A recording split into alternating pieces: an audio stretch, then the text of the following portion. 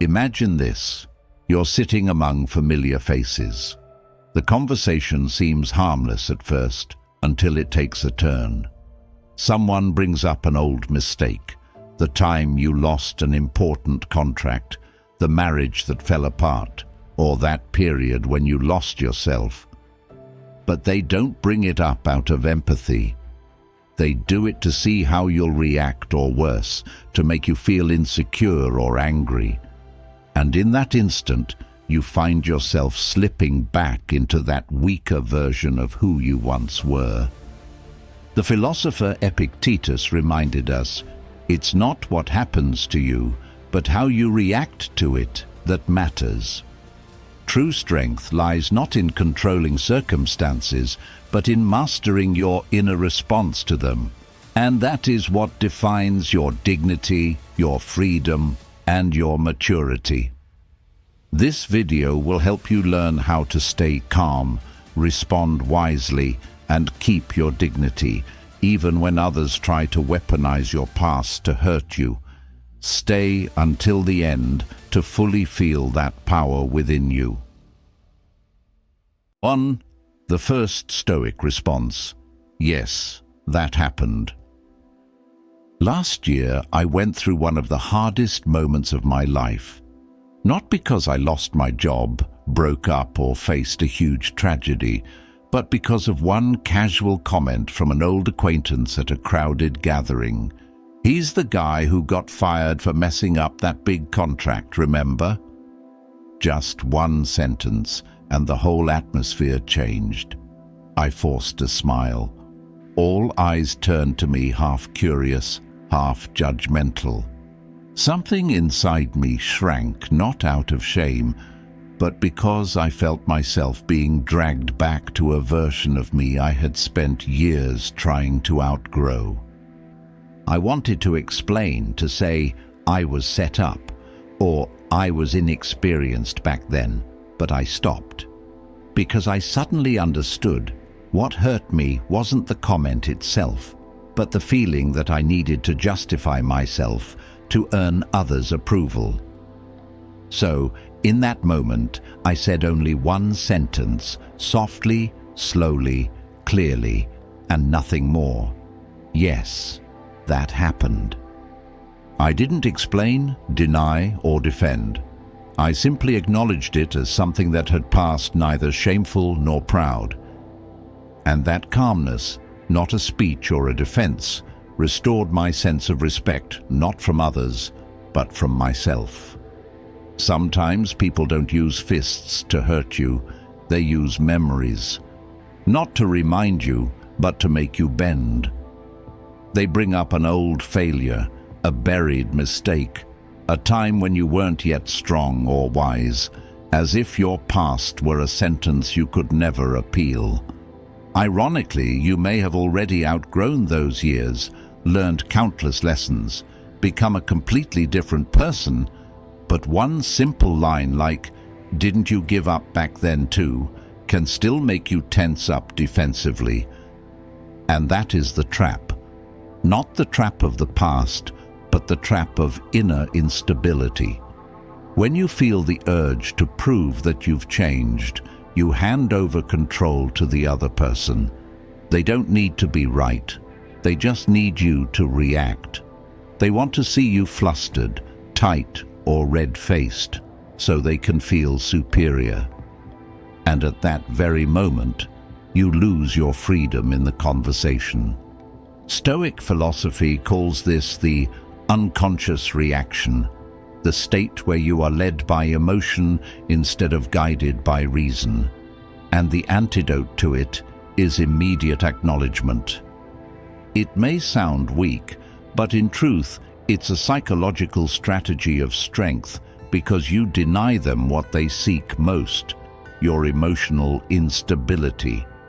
When you no longer crave acceptance, forgiveness, or agreement, you are finally free from your old self. Imagine that same situation again, but this time you don't flinch, don't shrink, don't rush to explain. You simply respond with calm presence, And if you wish, you can add one more line, and I've learned a lesson I'm still grateful for today. At that moment, the power shifts. No one can attack you anymore because you have nothing left to hide. No one can hold you in the past anymore because you've already walked out of it, not with a scream, but with the silence of inner strength. Robert Downey Jr. is living proof of this. Once fired, addicted and humiliated, he didn't beg the media to rewrite his story. He did one thing. He lived differently. And when someone brought up his past, he didn't avoid it or overcompensate. He simply said, "I did terrible things and I paid the price." That's not self-condemnation. That's the Stoic way of living. Accept, learn, and move on without needing to announce it. Marcus Aurelius, emperor and Stoic philosopher, once wrote, "If you are pained by any external thing, it is not this thing that disturbs you, but your own judgment about it, and it is in your power to wipe out this judgment now." He didn't deny that people get hurt. He revealed the source of that hurt. It's not the event itself, but our judgment of it. You feel insulted, not because someone said something cruel, but because you believed their words had power over you. You feel heartbroken not because someone left, but because you believed you couldn't live without them. And in that realization lies your freedom, not by changing others, but by changing your perspective. This is the essence of Stoicism. Inner freedom begins with mastery of perception. You cannot control the world, but you can control how you interpret it. And the power to do so, as Marcus said, is always within your reach, right now. Not tomorrow, not when you're stronger, wiser, or more mature, but this very moment.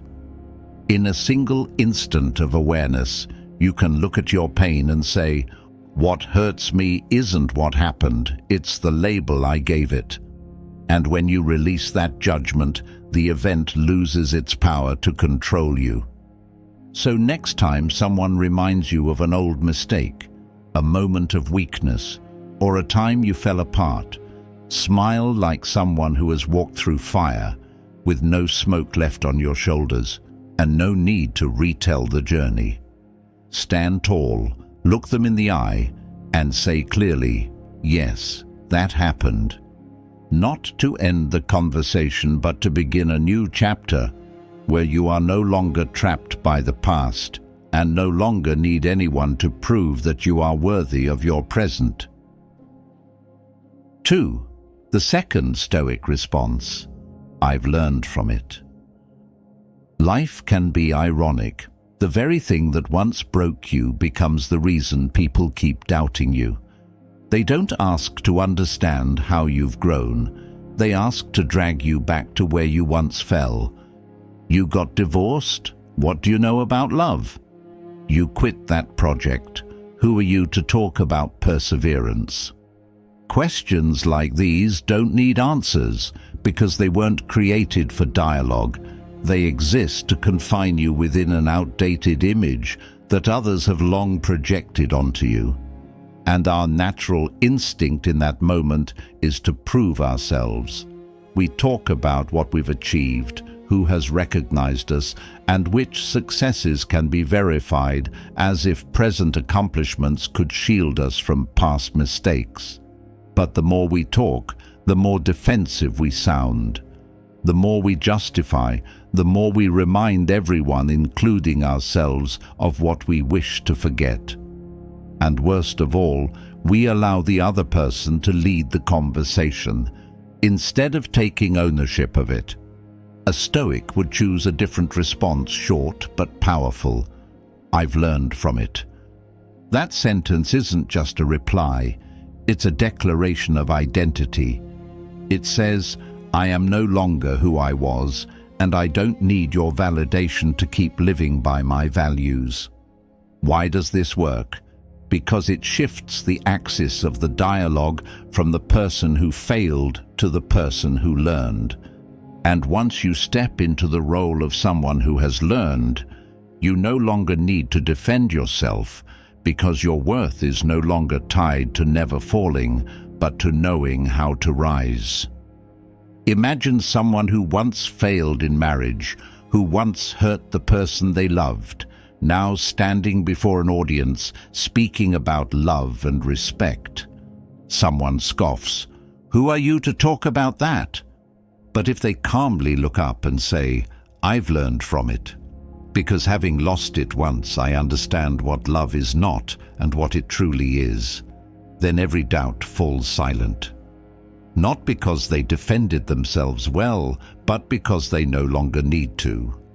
Nelson Mandela spent 27 years in prison. Yet when he was freed, he didn't speak in bitterness, nor use pain to craft an image of sympathy. He simply said, "As I walked out the door toward the gate that would lead to my freedom, I knew if I didn't leave my bitterness and hatred behind, I'd still be in prison." His words weren't just about physical freedom, but something deeper. Inner liberation is a choice, not a reward. You can walk out of a cell, yet if you carry hatred in your heart, you remain a prisoner of the past. Mandela understood that if he stepped into freedom while still burdened by resentment, he'd remain trapped in an invisible cage where others still held the keys to his emotions and thoughts. Forgiveness, then, is not excusing others, but freeing yourself from the weight of what's gone, so you can live a life that is truly new, truly free. Seneca, the Stoic philosopher, playwright and Roman statesman, once exiled, living under oppression and injustice, never saw adversity as an enemy, but as a gymnasium for the mind. Difficulties strengthen the mind, as labor does the body. Just as muscles need resistance to grow, the mind needs trials to mature. Loss, pain, failure. If they don't destroy you, they shape you into someone wiser, calmer, stronger. Stoics don't avoid the storm, they learn to stand still within it without losing direction. To them, hardship is not a curse, but a forge. But remember, this response isn't a way to boast about your comeback. It's not, "I went bankrupt, but now I'm a millionaire." That sounds like image repair, not self-awareness. All it takes is one sentence. "I've learned that true value doesn't lie in success, but in not losing yourself when everything falls apart." You don't need to explain how you rose again, just show, by your composure, that you are no longer the one who fell. So if someone, in a seemingly casual conversation, brings up your old mistakes, pause, take a deep breath, smile and say, "I've learned from it." At that moment, they'll have to adjust their perception because you've just stepped out of the frame they've kept you in. And sometimes, true freedom doesn't come from being forgiven, but from no longer needing forgiveness at all. 3. The third Stoic response. Why are you bringing this up now? But sometimes, even after you've learned your lesson, others won't stop retesting you. And that's when you need a different kind of response, one that not only protects you, but reclaims the focus of the conversation. Why are you bringing this up now? Imagine yourself 10 years from now, sitting in a quiet place, reflecting on your life. Amid your proudest moments, there will be small, haunting ones, an old story suddenly resurfacing, a mistake you thought was long buried appearing again in public. In a meeting, someone jokes, "Let's hope you don't mess up like you did on Project X." Or at a family dinner, someone mentions the time you were in debt, unemployed or abandoned. Sometimes just when you're moving forward, presenting an idea you've worked on for days, rebuilding a relationship you once broke, or simply wanting peace without being judged for what's gone the past, returns, not with a loud crash, but with a quiet, cold sentence, like an unspoken accusation. And in that moment, you need a way out, not to win the argument, but to reclaim your peace, your emotional agency, and remind yourself that you no longer live in that past. One of the most intelligent, calm, and powerful responses is to pause, breathe deeply, look them in the eye and ask, "Why are you bringing this up now?" Just one sentence spoken with a steady tone, steady gaze, and steady spirit can shift the entire atmosphere. You are no longer the one on trial. You become the observer, the one steering the dialogue, the one holding the compass. Because when you ask, you don't attack. You don't evade. You simply invite the other person and yourself into a higher form of conversation where every word must pass through awareness. And if you wish to go deeper, you can add gently, "What outcome are you hoping for by bringing this up now?" This isn't a trap. It's an invitation to reflect. Why is the past being mentioned? To truly connect or to quietly wound? Picture this. You're in an important meeting, sharing an idea you've prepared all week. Everyone's listening, you finally feel seen. Then a colleague drops, "You were confident last time too.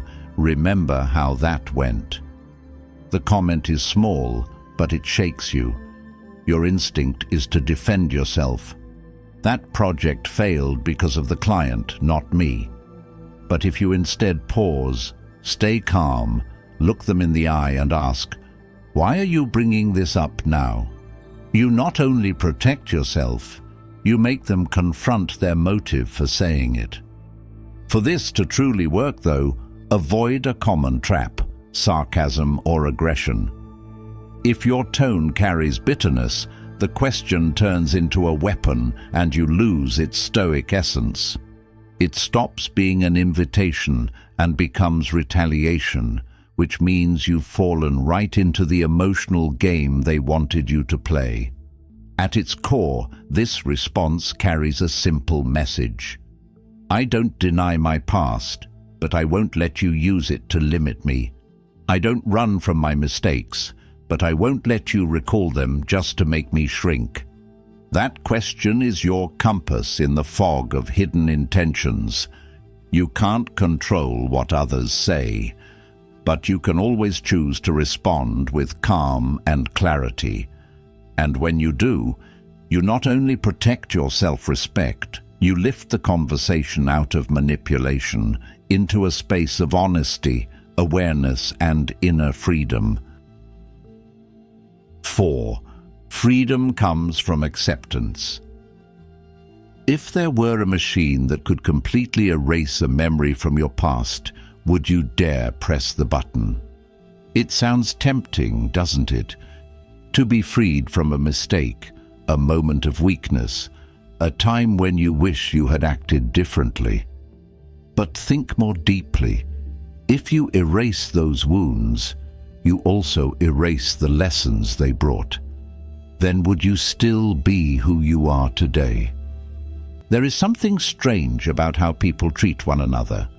We rarely see each other as who we are in the present. We usually judge one another by what has passed. One mistake, one failure, one misstep, that alone is enough for people to label you. Then hold on to that label for years, as if you had no right to change. But the most painful part is not the judgment from outside. It is the reaction inside you every time it happens. The shame, the anger, or the urge to disappear so you never have to hear it again.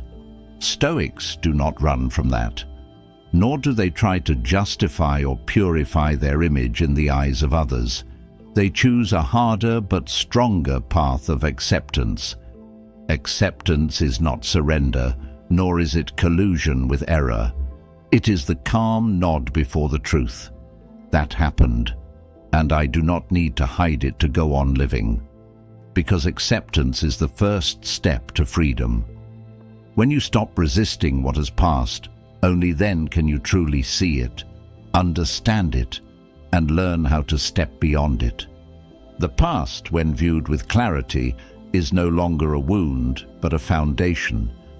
You no longer live in fear or avoidance, but live as someone who understands that each fall helped build today's steadiness. The philosopher Epictetus, once a slave, beaten to the point of permanent injury, wrote, "It's not what happens to you, but how you react to it that matters." This statement is the core of Stoic thought. In a world full of turbulence, the only thing we can truly control is not circumstance, but our inner response to it. You may be betrayed, lose your job, fail, be misunderstood, but those things, in themselves, do not define who you are. It is how you get back up, how you keep calm, what you learn, and how you choose to respond that determines who you become. Life is not measured by what happens to us, but by how we choose to live after what has happened. And when you understand that, you reclaim the greatest freedom of all, the freedom to master yourself.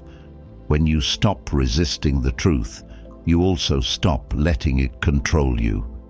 You do not need anyone's agreement. You do not need anyone to prove you deserve forgiveness. Because as soon as you no longer deny it, the past loses its power. It becomes only a part of a larger story, the story of someone living with intention. When you look back at your mistakes with the eyes of wisdom, what once made you ashamed becomes the material of kindness and clarity.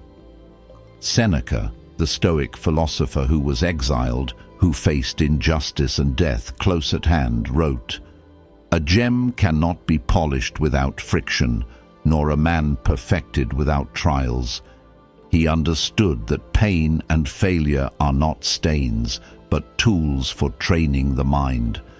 And the way you face them without denial, without resentment, without pushing them away, will determine whether you grow from within or merely survive. Therefore, when you are brave enough to look at your mistakes without shrinking, calm enough to keep your heart open instead of defensive, that is when the past stops being a prison. It becomes a springboard, not for you to bounce back at others, but for you to stand more firmly, more quietly, and more freely. So it is with Stoics. They do not seek to erase the past, but to transform it through understanding, through action, through quietly living differently each day. They understand that true strength does not lie in avoiding mistakes, but in using mistakes to become wiser, kinder, and freer. When you remain calm amid attacks, when you no longer react impulsively to someone using the past to belittle you, that is when you take back the steering wheel of your life. Others may say anything they like, but they cannot reach you because you are standing on a deeper level where the past is only something that has passed, no longer a sentence. And the calm silence in that moment is the strongest declaration. I don't need to say anything to assert myself. The way I live is enough.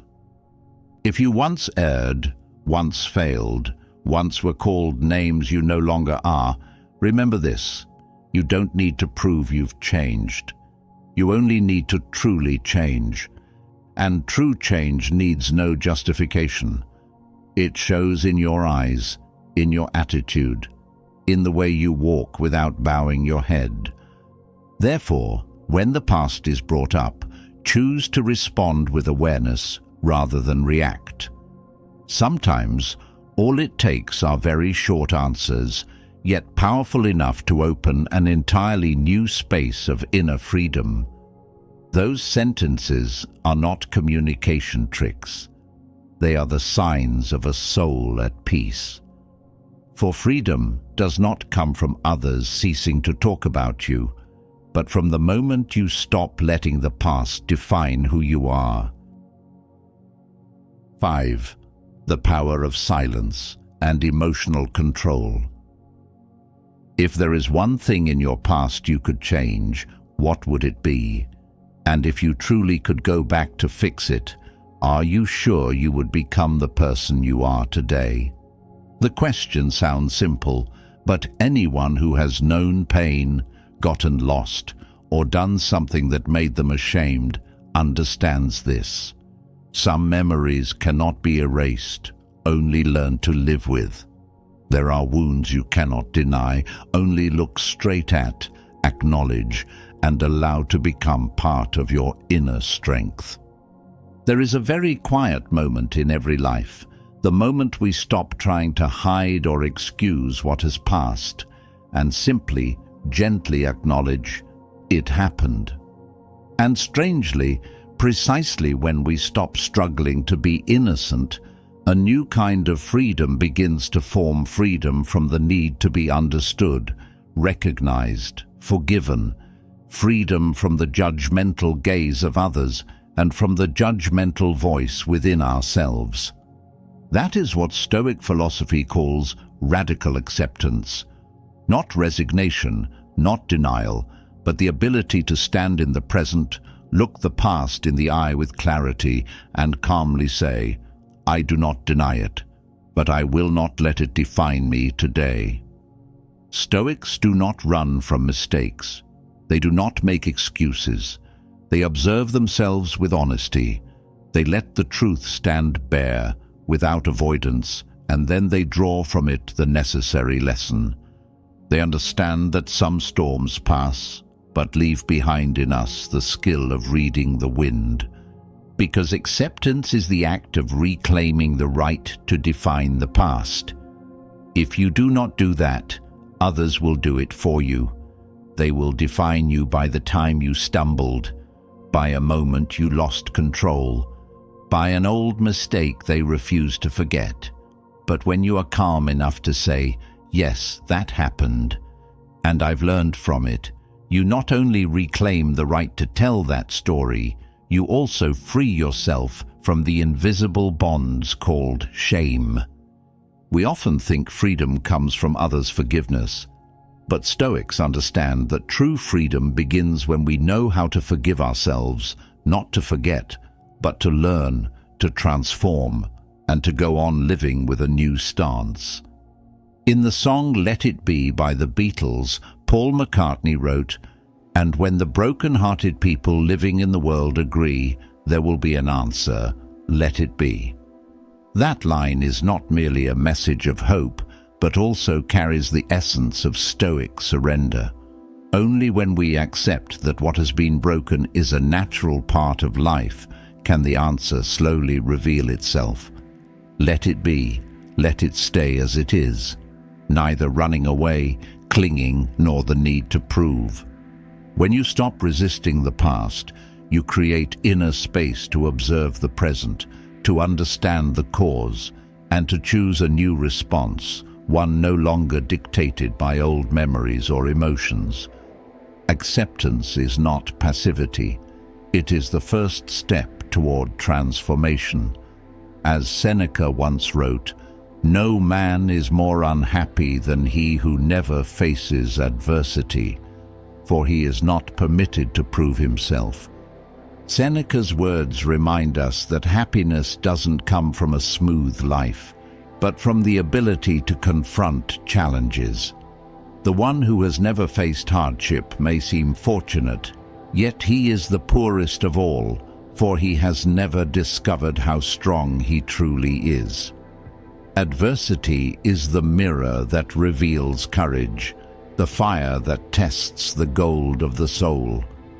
Only through trials do we understand the value of resilience, of bravery, and of inner calm. Without hardship, we may live safely, but we remain shallow within ourselves. And as Seneca implied, true happiness lies not in avoiding pain, but in becoming through it. Therefore, Freedom comes from acceptance, and transformation comes from learning. When you stop trying to prove you are right, you begin to understand more deeply where you were wrong and why that mistake matters. Not to live forever in guilt, but to know how to rise with greater clarity, kindness, and calm. From the moment you accept, you no longer react impulsively when someone brings up the past. You don't need to argue because you understand that the person is only speaking from a perspective they haven't outgrown. They may still live in the old story, but you do not. You have already left it. You are living in another chapter, with another voice, with a new stance. When you no longer let emotions drag you, when you no longer let others' words govern your mind, you become truly free. And in that quiet composure, you don't need to shout to prove you have changed. The way you show up steady, lucid, unshaken, is the most vivid proof. Freedom does not arrive when others stop mentioning your past. Freedom begins when you are no longer afraid of it being mentioned. 6. Your past does not define you. We all have versions of ourselves we're not proud of, messy chapters filled with mistakes, scars, and choices we wish we could undo. But life doesn't grant us a rewind button. It offers instead two quiet but profound powers: to accept the past and to choose how to move forward from the very place where we once fell. You can't erase what happened, but you can stop letting it define you, control you, or confine you in an outdated image. And sometimes, in the very moment you stop resisting, stop feeling ashamed, and dare to look at your old self with calm understanding, the door to freedom opens, not through forgetting, but through awareness, like light quietly breaking through a crack. The past, when faced as an observer rather than a victim, ceases to be a cage.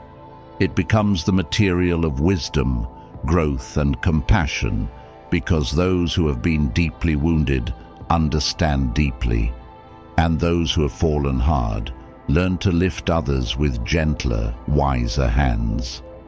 Let me tell you about Billy, a friend of mine who once struggled with alcoholism, was jailed for disorderly conduct, and believed his life was nothing more than a shadow of an unforgivable mistake.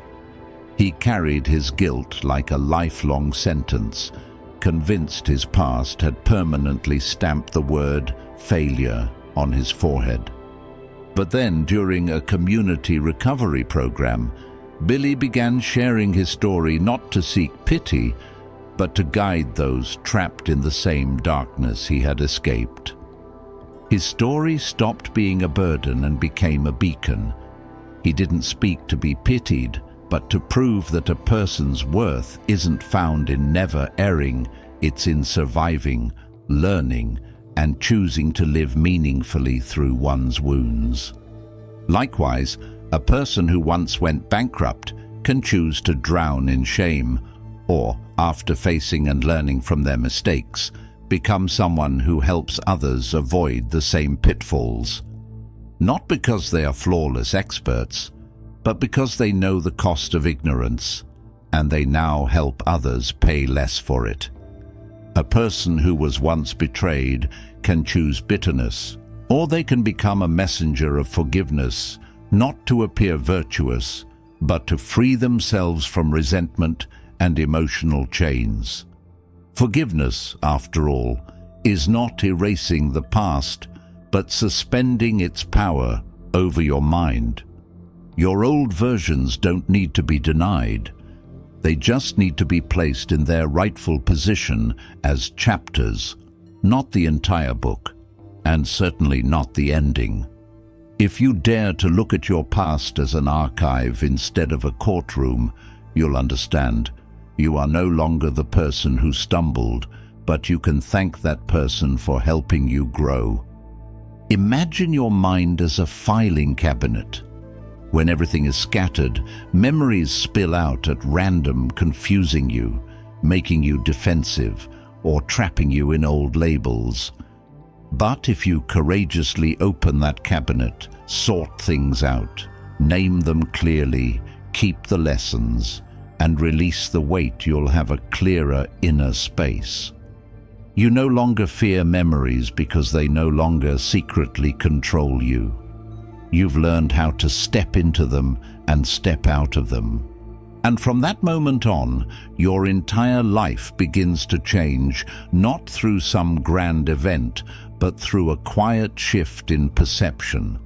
The past is just data. You are the one who assigns meaning to that data, and the meaning you choose determines your attitude, your actions, your choices, and ultimately the person you become. The psychologist Carl Jung once said, "I am not what happened to me, I am what I choose to become." Our past is not a sentence, and pain is not destiny. What happened to you can influence you, but it cannot define you unless you let it.